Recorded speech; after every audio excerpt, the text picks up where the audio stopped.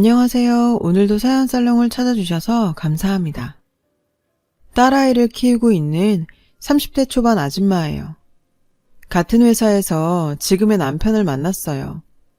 20대 후반에 만나서 1년 반 정도 연애를 하다가 결혼하게 되었죠. 결혼 전부터 시어머니는 저를 탐탁치 않아 하셨어요. 이름 있는 4년제 대학을 나온 아들이 고졸 출신 격리인 저랑 만나는 게 못마땅하셨던 거죠. 하지만 자식 이기는 부모 없다고 죽어도 저랑 결혼하겠다는 아들 때문에 결국 시어머니는 백기를 들고 말았어요. 그렇게 저희는 어렵게 결혼하게 되었습니다. 아들 사랑이 극진했던 시어머니와의 마찰은 신혼 초부터 시작됐어요. 사사건건 제가 하는 건 못마땅해 하셨죠. 그러다 제가 임신을 하는 바람에 일을 그만두자 갈등은 더욱 심해졌고요. 가뜩이나 성에 안 차는 며느리가 일까지 그만두고 노는 꼴을 보려니 심사가 뒤틀어진 거예요. 한창 안정을 취해야 할 시기인데도 어머님은 절 식모처럼 부리셨어요. 툭 하면 저더러 게으르다고 핀잔 주시고 부지런히 움직여야 태아한테도 좋다며 놀지 말고 일하라고 다그치셨죠. 매일같이 청소기 돌리는 건 물론이고 손걸레질에 구석구석 쌓인 먼지털이 청소까지 매일이 대청소날 같았어요. 심지어 거실 마룻바닥이 광이 나도록 마루 광택제까지 뿌려가며 마루 관리까지 시키셨어요. 한 번은 시어머니의 황당한 요구에 참다 못해 용기 내서 한마디 한 적도 있었어요. 어머니, 매일마다 그런 식으로 청소를 하라시는 건 임산부한테 너무 가혹한 거 아닌가요? 그러자 시어머니는 남편 잘 만나 팔자 폈으면 적어도 집안일만큼은 완벽하게 해야 하는 거 아니냐며 오히려 절 타박하시더군요. 시어머니의 억지에 화도 나고 억울했지만 뱃속의 아이를 생각해서 꾹 참았어요. 그리곤 아무렇지 않은 척 천연덕스럽게 넘어갔죠. 그런 식으로 시어머니의 잔소리를 얼렁뚱땅 넘기기 위해서 시어머니가 올 것 같은 촉이 발동할 때마다 미리 준비를 했어요. 너무 힘이 든 날엔 도우미 이모님을 불러서 사전에 집안 청소를 말끔히 해두는 거죠. 그런데 시어머니의 참견은 비단 청소만은 아니었어요. 임신한 저에게 명절 음식 준비까지 떠넘기셨거든요. 명절 음식 준비는 일주일 전부터 공들여야 한다며 억지를 부리시면서 절 대갓집 머슴 부리듯 마구 부리셨어요. 그 바람에 전 평생 듣도 보도 못한 음식들을 명절 일주일 전부터 준비해야 했죠. 근데요, 사람 마음이 그렇잖아요. 똑같은 며느리인데 누군 일 많이 하고 누군 적게 하면 잘 지내던 사이에도 골이 생기는 거. 전 일주일 전부터 시어머니 잔소리를 들어가며 죽어라 일하는데 동서는 직장 다닌다는 이유로 명절 전날 와서 전이나 몇 점 붙이는 게 다였어요. 그나마 일찍 오기나 하면 말도 안 해요. 꼭 일 다 끝나갈 무렵 세상 일 자기가 다 한 얼굴로 오니 얄미운 거죠. 게다가 임신한 몸으로 시장 바다가 음식 냄새 맡아가며 일하려니 정말 죽을 맛이더라고요. 그러니 혼자 편의를 받는 동서가 미워 보이는 건 당연한 거 아닌가요? 따지고 보면 이게 다 며느리 부려 유난 떠는 시어머니 탓인데 말이에요. 그래도 어떡해요. 이 집에선 시어머니가 상전인데 까라면 까야죠. 그렇게 일을 시키면서도 툭 하면 임신했을 때 움직여야 순산한다는 말은 또 얼마나 하시는지 아주 귀에 딱지가 앉을 지경이라니까요. 그놈의 잔소리만 안 들어도 일할 맛 나겠구만. 얼마 전에도 저한테 한 소리 하시는데요. 어찌나 기가 차던지 말문이 막힐 정도였다니까요. 그래서 참다 못해 한마디 했죠. 어머니, 아무리 임산부한테 적절한 활동이 좋다고 해도 그렇죠. 굳이 명절 음식 준비를 일주일 전부터 할 필요는 없잖아요. 그러자 시어머니는 며느리가 돼가지고 버르장머리 없이 시애미한테 기어오른다면서 야단을 치시는 거예요. 시어머니의 막말에 화가 났지만 전 이번에도 뱃속의 아이를 생각해서 감정을 다스려야 했어요. 그렇게 10달이 지난 날 저는 드디어 출산을 했어요. 딸이었죠. 그런데 딸애가 태어난 지 얼마 되지 않아 저에게 가슴 아픈 일이 생기고 말았어요. 친정엄마가 중증 폐질환 진단을 받으신 거예요. 엄마는 면역이 약해진 상태로 폐가 많이 망가져서 호흡이 급속도로 약해지셨죠. 평소에도 호흡기 쪽이 약했는데 그동안 잔병 치레가 많아 잠깐 방심한 사이 결국 중증으로 발전된 거였죠. 엄마는 호흡곤란 때문에 일상생활까지 지장이 많았어요. 그래서 장기간 입원을 해야 했죠. 전 산후조리를 하는 둥 마는 둥 하곤 엄마를 살피러 자주 병원에 드나들었어요. 출산 후에 아직 몸 상태도 온전치 않은데 육아와 병간호까지 겸하다 보니 제 몸은 말이 아니었죠. 결국 얼마 안 가 힘에 부쳐서 육아엔 소홀해지고 말았어요. 내 배에서 낳은 자식인데 저라고 그러고 싶었겠어요. 그래도 어떡해요. 딸아이는 그나마 남편이 봐줄 수 있고 정 안 되면 시어머니한테 부탁을 할 수도 있지만 친정엄마는 저뿐인데요. 결국 전 엄마를 택한 셈이었죠. 그러다 보니 아픈 엄마를 돌보느라 제 딸과 남편한테는 제대로 신경 쓰지 못했고 그래서 늘 미안한 마음뿐이었어요. 다행히도 남편은 그런 제 처지를 이해해 주었고 그 덕분에 전 한결 편한 마음으로 병수발을 들 수 있었죠. 남편은 오히려 병원에 자주 못 찾아뵈서 죄송하다며 저에게 자기 대신 잘 케어해드리라고 당부까지 하더라고요. 남편 말이 고마우면서도 한편으로 미안했죠. 회사 일도 힘들 텐데 딸아이 육아의 일부분을 남편한테 맡기게 됐으니까요. 그래서 얼마 뒤부터는 제가 엄마 간호를 하느라 집을 비우는 시간에는 베이비시터를 불러 아이를 맡기곤 했어요. 제가 집에 있는 동안에는 평소에 못한 만큼 최선을 다해 육아에 힘썼고요. 하지만 이런 노력도 시어머니한테는 소용없었어요. 시어머니는 제 사정을 다 아시면서도 여전히 잔소리를 해대셨거든요. 안 그래도 친정엄마가 아프셔서 걱정이 태산인데 말이에요. 처음부터 절 탐탁치 않게 여겼는데 친정엄마 챙기느라 육아와 가사일에 소홀하니 이때다 싶으셨던 거죠. 저만 봤다 하면 불만을 쏟아내시는데 정말 해도 해도 너무하더라고요. 어떻게 된 게 잔소리가 전보다 더 심한 거예요. 그러던 어느 날이었어요. 시어머니께서 예고도 없이 저희 집에 찾아오셨더라고요. 그리곤 어지러진 집안 살림을 보시곤 역시 또 한 소리를 하셨죠. 설거지는 쌓아놓지 말고 그때그때 해야지. 이런 것도 말을 해줘야 하니? 세상에, 여기 늘어놓은 장난감들은 다 뭐니? 어쩜 집안꼴이 이게 다 뭐냐? 그러고도 내가 가정주부냐? 안 그래도 가뜩이나 힘든 판에 시어머니까지 오셔서 잔소리를 해대니 정말 폭발일보 직전이었어요. 전 한다고 하는데도 꾸지람까지 듣고 보니 너무 억울하고 서러워서 그대로 펑펑 울고 말았죠. 그런데요, 제가 그렇게 우는데도 저희 시어머니는 눈 한 번 깜빡 안는 거 있죠.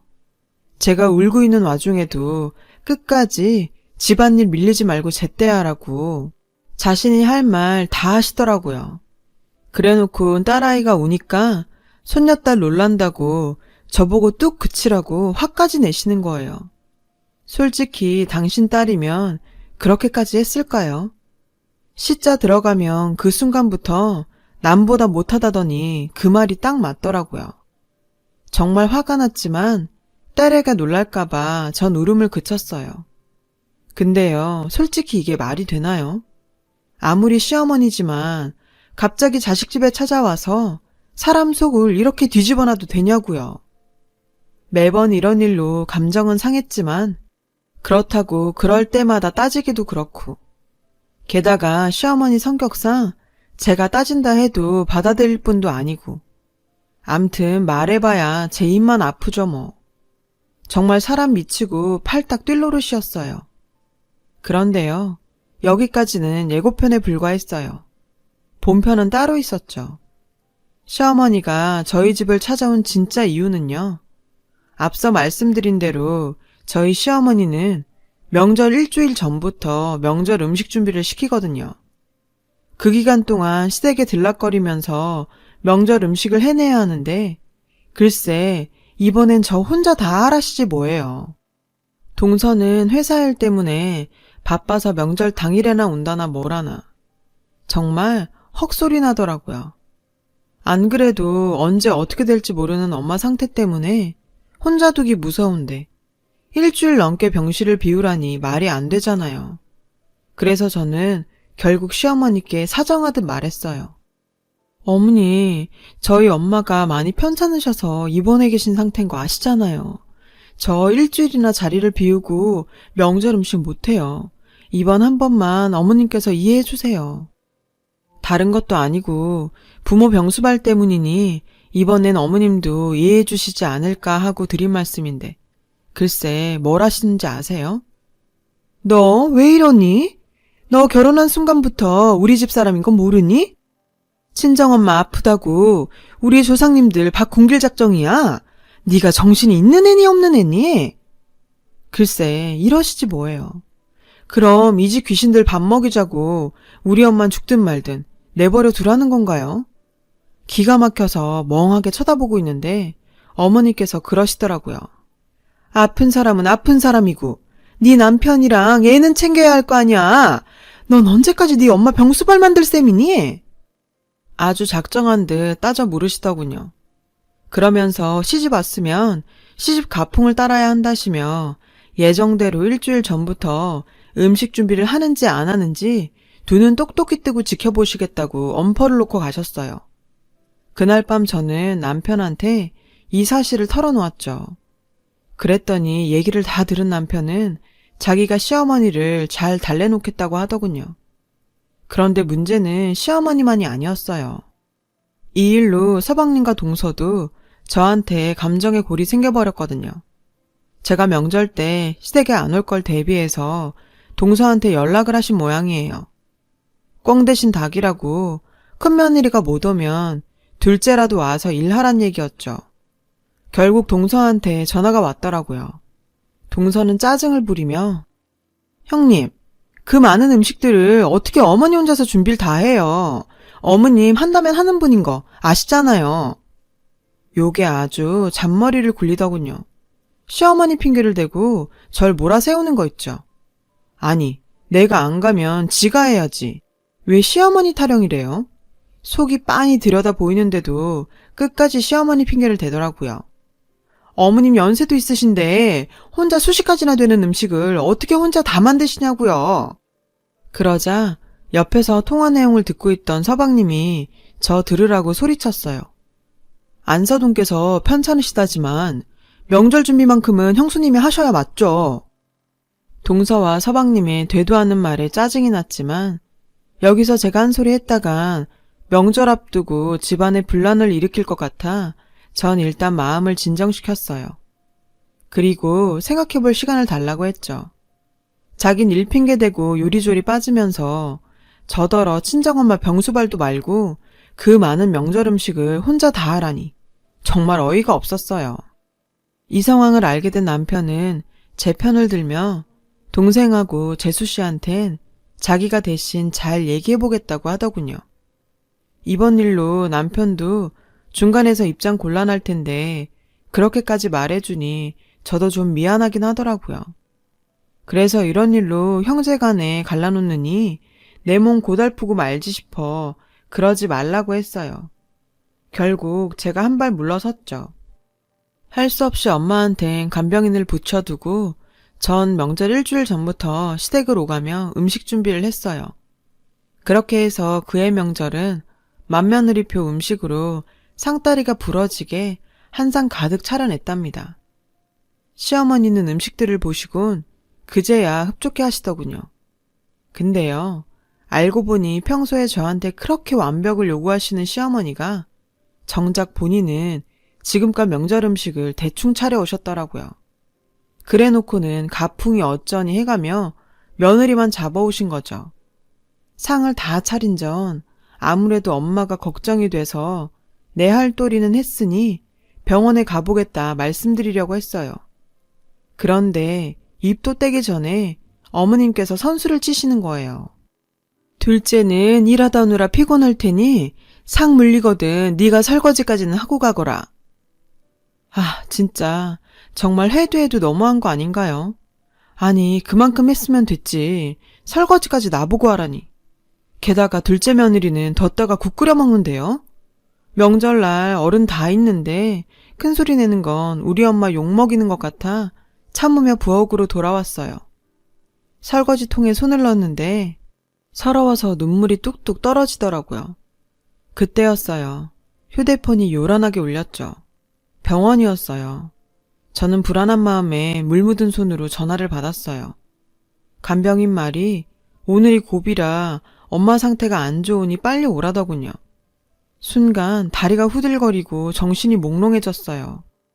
일단 전화를 끊고 방으로 들어가 시어머니께 상황을 설명했죠. 엄마가 위독한 상태라 당장 가봐야 하겠다고요. 그런데 시어머니 반응이 냉랭한 거예요. 게다가 시어머니 옆에 앉아있던 동서는 어떻게 맏며느리가 명절날 중간에 빠지냐면서 헛소리를 하지 뭐예요. 그러자 시어머니께서 그러시는 거예요. 너 하나 때문에 명절 분위기 망쳐야겠니? 어쩜 하나부터 10까지 내 멋대로니? 마치 못할 짓한 종년 몰아세우는 안방마님처럼 눈 내리깔고 그러시는데 정말 똥바가지라도 퍼붓고 싶은 심정이었어요. 그래서 전 더 이상 이런 인간들과 시간 낭비할 필요 없을 것 같아 그대로 나와버렸어요. 그러자 동서가 절 따라 나와 붙잡더라고요. 시어머니는 뒤에서 한숨을 푹푹 쉬며 혀를 끌끌 차고 있었고요. 전 동서 팔을 있는 힘껏 뿌리치고 그대로 달렸어요. 다행히 병원에 도착해보니 엄마는 무사히 항고비를 넘기셨더라고요. 저는 놀란 가슴을 부여잡고서 일단 엄마 얼굴부터 살폈죠. 엄마는 급하게 오느라 앞치마 차림으로 온 절 보시곤 웃으시더라고요. 자신 때문에 놀랐을 딸을 안심시키려는 것 같았어요. 엄마는 아픈데도 오로지 제 걱정뿐이거든요. 우리 딸 엄마 걱정돼서 왔구나. 내 걱정은 말어. 엄마는 우리 딸만 행복하면 돼. 제 손을 꼭 잡으시며 말하셨죠. 내 딸이 행복한 게 엄마 소원이야. 명절인데 엄마 때문에 이러고 와서 어쩌니? 엄만 괜찮으니까 얼른 시댁에 가봐라. 저는 시댁에 잘 얘기했으니까 걱정 마시라고 했어요. 그 외에 무슨 말을 하겠어요. 저는 그날 밤을 꼬박 새며 엄마 곁을 지켰어요.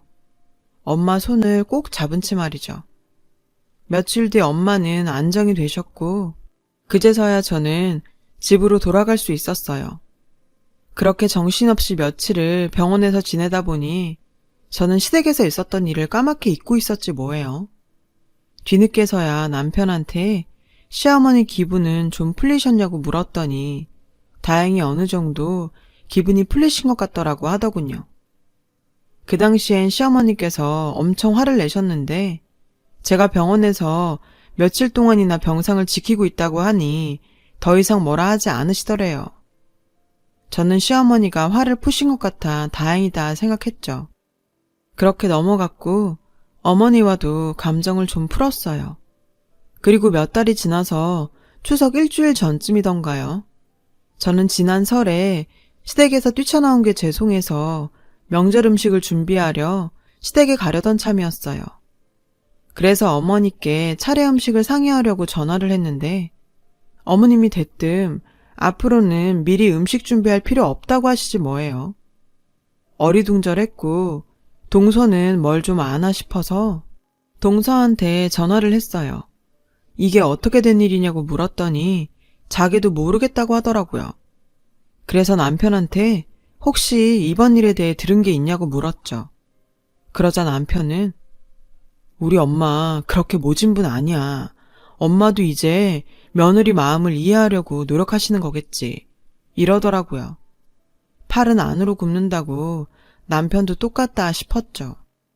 아무튼 이번 추석엔 미리 음식을 안 해도 된다니 저야 좋죠 뭐. 찜찜하긴 했지만 남편 말대로 좋은 쪽으로 생각하기로 했어요.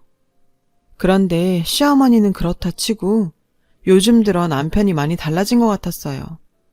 친정엄마 병원이 차도가 없어서 여전히 전 엄마를 돌보고 있었거든요. 그렇다 보니 딸아이 육아는 여전히 남편 몫이 많고요. 중간에 베이비시터에 문제가 있어서 남편과 상의해서 남편이 좀 더 보는 식으로 하자고 결론을 냈거든요. 저는 저대로 내 몸이 힘들다 보니 남편과 아이한테 소홀했던 게 사실이에요. 김병에 효자 없다고 장모 때문에 졸지에 육아를 떠안게 된 남편은 그동안 많이 지쳤던 모양이었어요. 여보, 당신 너무 장모님만 신경 쓰는 거 아니야? 장모님 병수발하느라 힘든 거 아는데 그래도 나랑 우리 딸, 우리 엄마도 좀 생각해주라. 그동안 잘 참아왔던 남편은 결국 제게 불만을 토로했어요. 어느 정도 예상했던 일이죠. 하지만 다른 건 몰라도 시어머니에 대한 얘기는 솔직히 받아들이기 힘들더라고요. 그래서 남편의 말에 맞받아 쳤어요. 내가 엄마 때문에 가정에 소홀했던 거 인정해. 당신한테 늘 고맙고 미안하고. 그런데 말이야, 어머님 생각까지 해달라니 그게 무슨 소리야. 내가 누구 때문에 힘든지 알면서 나보고 뭘 더 하란 소리냐고. 당신도 알잖아, 어머님이 나한테 한 짓들. 결혼해서 지금까지 날 어떻게 대하셨는지 누구보다 당신이 잘 알 거 아냐. 그런데 어떻게 나한테 그런 소리를 해? 전 쌓인 감정을 남편한테 쏟아부었어요. 다른 사람은 몰라도 남편만큼은 절 이해할 거라 생각했는데 이런 소리를 듣고 보니 참을 수가 없었거든요.